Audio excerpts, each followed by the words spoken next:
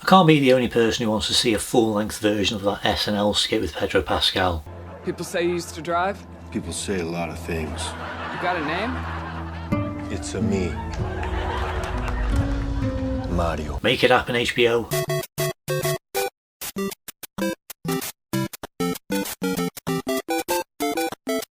Hello guys and welcome back to Rewind Reviews. In this video we're taking a look at Illumination's 2023 adaptation of Nintendo's beloved game series, the Super Mario Bros. Movie. Released in 2023, the Super Mario Bros. Movie sees a Brooklyn plumber named Mario travelling through the Mushroom Kingdom with a princess named Peach and an anthropomorphic mushroom named Toad in order to find Mario's brother Luigi and to save the world from a ruthless fire-breathing Koopa named Bowser. The film was directed by Aaron Horvath, Michael Jelenic, Pierre Ledoux and Fabian Pollock, with Matthew Fogel writing the story. The movie boasts an all-star cast including Chris Pratt, Charlie Day, Jack Black, Anya Taylor-Joy, Seth Rogen, Keegan-Michael Key and Kevin-Michael Richardson. So the Super Mario Bros. Movie has finally been released all across the world. Fans of this character have really been looking forward to the possibility of getting a brand new movie, and since this one was announced there was definitely a lot of excitement and hype surrounding it. There was definitely a little bit of skepticism when it came to the animation studio who were developing this, because Illumination have been a little bit hit and miss over the years. But when we started seeing the trailers for this movie and all the clips that were getting released, the excitement definitely was starting to build up, and there was definitely a lot of hope that this movie could turn out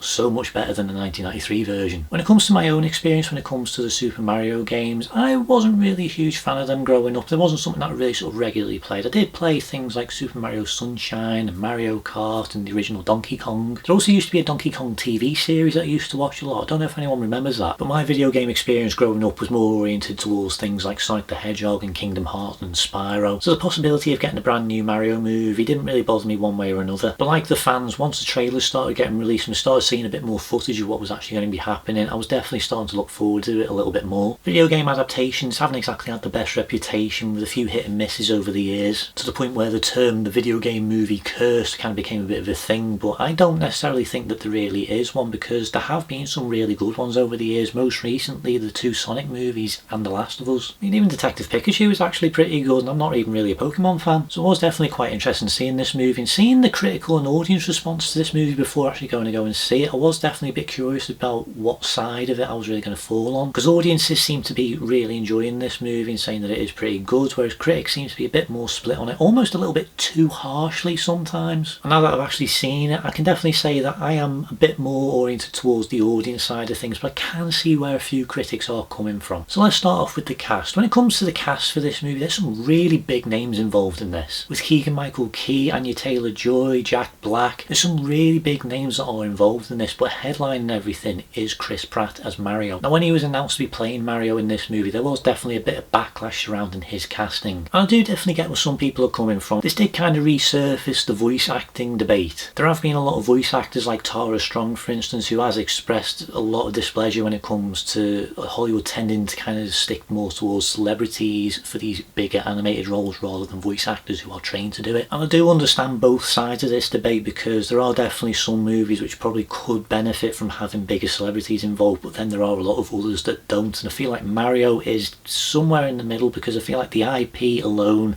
is big enough for this movie just to succeed as it is. But it doesn't really hurt that there are a few celebrities that are involved in this movie, and I've got to be honest, when it comes to a lot of celebrities that are involved in this film, they do work very well, and I think that who they have picked for their roles are actually really good choices, because Chris Pratt, Jack Black, Keegan-Michael Key, they have done voiceover work before. And when it comes to Chris Pratt as Mario, I think he's actually pretty good. In this movie they go for the more Brooklyn oriented Mario rather than Italian, and it does surprisingly work quite well. They do actually address the voice, and there is actually a few little jokes aimed at it, and they are actually pretty good and quite cleverly woven into it. And I have got to be honest, when it comes to that original Mario voice, I don't think that it would really work very well within a movie like this. It makes sense when it comes to the games, because, you know, it's just like a few little bits of dialogue here and there. He's not really the most chatty character in the games, but in the movie you do need Mario to be a bit more serious and a bit more dramatic at times, and I don't think that original voice would really work well in those scenarios. So overall, I actually do think that Chris Pratt does do a really good job as Mario, and that does extend to Charlie Day playing Luigi, and I think that together both Charlie Day and Chris Pratt actually do have a really good chemistry. I love the relationship that both Mario and Luigi have. It is one of the biggest themes of this movie that they are stronger together, and I do like how that is handled. But my biggest issue when it comes comes to Luigi in this movie is that he's actually not really in it that much. Because when it comes to the story for this movie, and this slight departure from what pretty much all the games tend to do,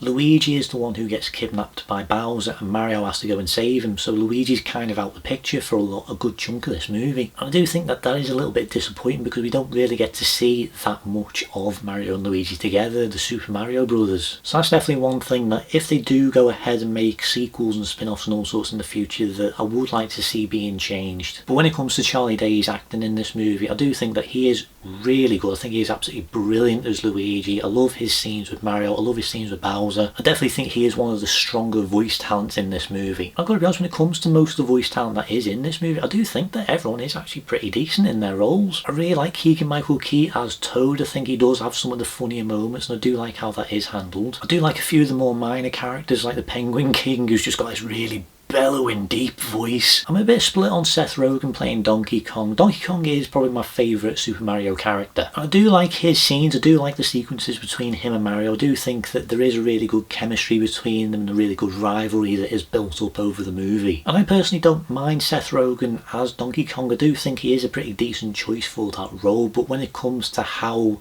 his voice actually is in the movie, it basically is just Seth Rogen being Seth Rogen. So I do feel like they probably could have done something a little bit different there, but I didn't mind it overall, despite the fact that it is very much just him. And they've got Anya Taylor-Joy playing Princess Peach, and it's a similar case when it comes to Seth Rogen because it's basically just like her normal voice. They don't really sort of do anything too different. I do like what it is that they do with her character, because this is definitely a departure from pretty much what most of the games tend to do, where she's the one normally being kidnapped and Mario has to go and save her. So I do like actually seeing her being a bit more active and involved in the story and actually leading the Toads. I do feel like when it comes to her teaming up with Mario, they probably could have done something just a little bit different, because she is far too trusting a little bit too quickly. So I feel like they could have done something just sort of like establish that trust just a little bit better. But overall, just like a lot of the other cast members in this movie, I do think Anya Taylor-Joy is really good. But by far, the best casting choice for this movie is Jack Black playing Bowser. I've got to be honest, when Illumination started unveiling who was going to be voicing each of these characters, the one that genuinely got my attention was Jack Black playing Bowser, and I was really excited from that point on. I actually haven't talked about any Jack Black related stuff on this channel before. I absolutely love the guy. I love seeing him on social media. I love Tenacious D, and in the build up to this movie, just seeing how much love and passion he has for this franchise and this character really did win me over. And you can tell he is having an absolute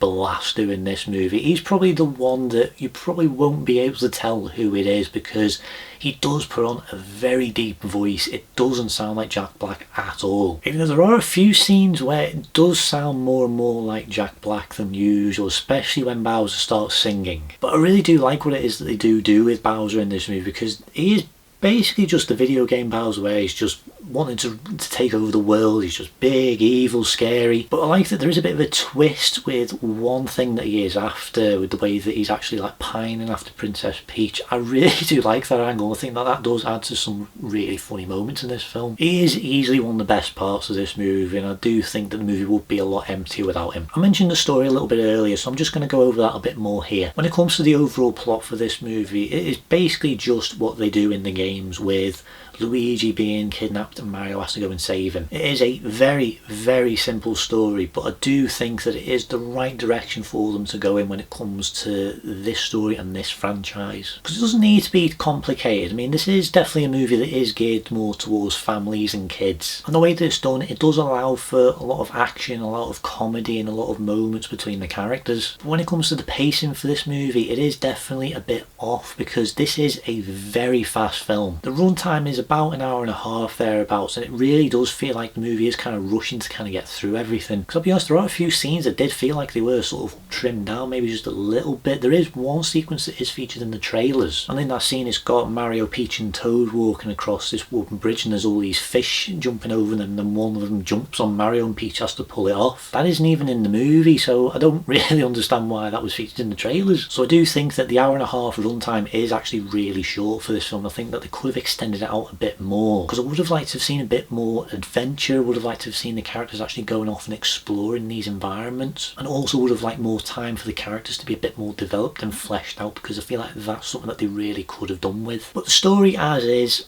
I think is fine. I do think it's easy enough to follow. I think that you will enjoy it. It is absolutely a story that has been done thousands of times over the years. It's a very basic plot. There are definitely a few parallels between this movie and a lot of other ones that have come out over the years. As I said, I'm a big Sonic the Hedgehog fan, so there were definitely a few sequences in this movie where I did start thinking, oh, that's actually quite similar to that movie and that movie. There are definitely a few parallels here and there. So it's not the most original film, but I do think that it is fun. I do think that it is enjoyable, and I think that you will enjoy it overall. Fans, on the other hand, I think are going to have a lot more fun with this movie, especially with just how many references and Easter eggs are incorporated into this film. There's so much stuff that is incorporated from the games that are brought into this, and I do think that they are integrated into the story pretty well. There's references to games from years ago as well, some of the more modern ones like Mario Kart and Luigi's Mansion, and then there's things like the power-ups and things like that. There is definitely a lot going on in here. You honestly, if you are a fan, you love looking for Easter eggs, honestly, happy hunting, because you're going to spend a long time seeing everything in this one. Which does kind of bring me on to my next slight negative with this movie. When it comes to the references and Easter eggs, I do think that sometimes it goes just a little bit too far. There are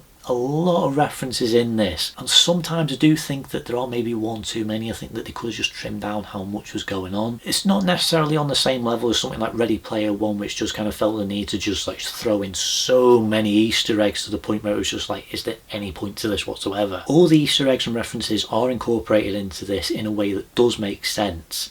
Mostly. There are definitely a few elements here and there that I'm a bit 50-50 on. Like the power boxes are a big part of the games. I do like how they are worked into this and how they are used. They don't really explain why they are a part of this world, because it just kind of feels like they're just kind of there just for the sake of it. This is me probably being very nitpicky, but I just feel like that is something that they probably could have done with explaining a little bit more. Like when it comes to the pipes, it makes sense because that's how they kind of get around, even though it looks very painful. But I just think that they could have done just a little bit something else with them. And that extends to one other thing as well. When Mario, Peach and Toad visit Kong City, how this community gets around is using the go-karts, which is a really good way of incorporating that. I do like how that is done. But how they get around and all these roads and everything, twisting around all these trees and buildings and everything, it's an absolute death trap. I know that is what they do in the video games, but at the same time I think maybe they could have just found a slightly more, not life-threatening way around that. But as I said, overall, how a lot of this stuff is incorporated into the movie does work very well. It does fit within the story and what it is that they are ultimately trying to do. And there is one thing in this movie that I really, really liked, and that is how some of the camera movements are used. Because there's a few action sequences and there's a few more sort of livelier moments where the camera kind of pans to the side and then it turns into a side scroller just like the video games. I think that it is really well done. How they handle it is brilliant. It does fit very naturally into how it is that all the action is playing out, into how the story is unfolding. It's a really great way of referencing those earlier games, and it does help separate this from all the other video game adaptations that we have had in the recent years. It's also one of the reasons why I don't think live action Mario really works as well, because these are things that you can do in animation. It's probably part of the reason why the 1993 movie didn't do very well. But it does bring me on to my next point, and that is the visuals in this movie. Illumination aren't my favourite animation studio because they have made a few hit and miss movies over the years, but some of them have actually been pretty decent. I think Despicable Me is probably my favourite, but the one thing I've never been able to deny is how those movies look, because their style of animation is absolutely gorgeous, and I love how the animation is in this one. It looks incredible. It is stunning, it is bright, it is colourful, there's always something going on in the background. They do feel like very lived in worlds. There's a lot going on in this film. I think the textures that they've gone for a lot of the characters and all the backgrounds do sort of blur that line between being believable and cartoony as well, and I do think that there is a really good mix and balance. And I will say, in terms of visuals, I think that this is easily the best movie from Illumination. When it comes to best movie overall from them, it is still a bit of a debate for me. I definitely still think I might tilt more towards Despicable Me, but I do think that this is probably the first one to really rival that. I mentioned that this movie is very lively, and there are definitely a lot of action sequences that are sprinkled throughout this film. And most of these sequences are really good. They're really fun. They're very cartoony. I do like how they are handled. I like how the camera is used in a lot of these sequences, especially during like the Mario Kart sequence, which does have a few one takes, and I do think that they are really well done. Personal preference, I do think that the best scenes in this movie are the Mario Kart sequence and the Donkey Kong sequence, because I do think that both of those scenes are really good and very well handled. And as I said a little bit earlier, I do think that how the power-ups are kind of used within these scenes is actually really good. I do like how they are utilised within those sequences, because they are very much in line with the video games, but in a way that does sort of make sense within regards to the films. They are a load of fun. There isn't anything too intense in this movie, so I feel like younger viewers won't have any issues whatsoever seeing this film. They are really energetic, and I do think that if you do see this movie, I don't think you'll be bored at all. But when it comes to the comedy for this movie, it to me is a bit hit and miss. Don't get me wrong, there are some sequences that I did find very funny, as I said, like all the stuff with Jack Black is really good. I think some of the scenes with Luigi are really funny. There's a few scenes here and there that did make me laugh, but then there are a lot of other ones that just, they didn't really hit the right note for me. This is kind of how I feel about most Illumination movies, so I feel like if you're somebody who does really like their movies, their style of comedy, I think that you will enjoy this a bit more. With me, it is a bit more split, because there are definitely a few scenes that I think that they could have either just sort of trimmed down or just not really done. Like there's a sequence early on where Mario and Luigi are fixing some pipes in somebody's house, and the dog just takes a sudden dislike to them. It kind of reminded me of Secret Life of Pets a little bit. Initially that is a funny scene, just seeing how the dog is reacting to them, but I feel like it does go on just a bit long, and I feel like it goes just a bit too far. I didn't mind the comedy overall, as I said. Like I was with an audience, I did go and see this in the cinema, and there were a lot of people laughing at most of these jokes. And there were definitely a few moments that did make me laugh, so the comedy overall for me is a bit 50-50. There is one thing that I did find really funny. It's a sequence with Luigi in Bowser's dungeon. There's like this little blue star that's a prisoner with him, and it's just begging for the sweet release of death, and it's just like the way that this little thing is saying all these lines. It is really dark, but it is really funny. And there's one bit that did catch me off guard a little bit, and that is Bowser's song. It's Jack Black going full Jack Black mode, and it is definitely one of the funnier moments of the film. I really do think that the song is quite catchy overall, and the dedication that he has for this as well, it's great, to the point where he's actually made a full music video for it, which I think is available on YouTube. So if you haven't heard it, if you haven't seen it, go and have a watch, because it is great. When it comes to the music that is used in this movie, Brian Tyler comes in to create the score, and I do think that it is actually a really good soundtrack. It is very cinematic, and it does enhance a lot of the scenes that the music is used in. But the one thing that I do think a lot of people are going to appreciate is how they incorporate a lot of those older Mario themes into this. And there's only like one or two that seem a tiny bit out of place, but I do think that overall how those original themes are woven into the soundtrack is really good and very clever. And it is genuinely pretty decent soundtrack overall, but when it comes to the songs and the songs that are featured throughout this, I am a little bit more split on. And it's not just me who's actually saying this. There have been a lot of critics and a lot of people who have seen this who have said the exact same thing. The songs that are used in this, I personally don't mind what they have actually used, but in terms of how they're used, it doesn't really make sense, because there are definitely a few very random needle drops in this, and I just don't think that they really sort of work for the songs that they've chosen. So with those sequences, I feel like they could have either just chosen something different or just not included it. But overall, the soundtrack I did like. Now there is one question that I know a lot of people are asking, and that is this movie better than the 1993 version? And in my honest opinion, I've no idea. I've never seen it. By all accounts, of all the clips, of all the little things I have seen of that movie, I do think that this movie is definitely the better version, but I can't definitively say that because I haven't seen that original film. I'm definitely interested in checking that movie out, and if I do a review for it, I will make sure to compare both movies and say which one I feel is better. But I've got a very strong feeling that this is going to be the superior one. Overall, I think that this is a really fun and really entertaining movie. I don't think it's absolutely fantastic, but I do think that in terms of an animated movie, I do think that the animation is really good. I think the voice talent that they have chosen to be in this movie is pretty decent. I do like how a lot of the Easter eggs are woven into this, from the visual ones as well as the music cues. There's a really good score. There's some pretty decent action in this. The comedy's a bit 50-50. It is definitely an entertaining movie. It is very easy to watch. I do think that if you are a fan of the video games, I think that you will really enjoy this. And I also think if you have a family and you're looking for something to watch either in the cinema or at home, I would recommend checking this out because I feel like you will have a good time. I didn't think it was fantastic. I definitely wouldn't say that it was super, but I did think that this movie was fun and entertaining, and I did have a good time with it. So with all that being said, my rating for the Super Mario Bros. Movie is a 7 out of 10. I did have fun with this, and if they do announce any sequels in the future, I am definitely interested in seeing what it is that they do. There is a few post-credit scenes in this movie that do set up a potential future direction for this series, so make sure you stick around to watch them. Also, if this movie does do really well, I do think that that does mean that we will get more Nintendo oriented movies in the future, which I'm really looking forward to. So we'll see what the future holds. Well, that's pretty much everything I've got to say for this review, so thank you so much for watching. If you've enjoyed this content, please like, please subscribe, hit the notification buttons, keep up to date on everything that's going on here. If you've seen Super Mario Bros. Movie, let me know down below what you think about it, which version of the movie you prefer, this one or the 1993 one. Also, if you have any suggestions for any future Rewind reviews you'd like me to do, let me know down in the comments and I'll try and get around to them. But until then, thank you so much for watching, and I'll see you next time on Rewind Reviews. See you guys.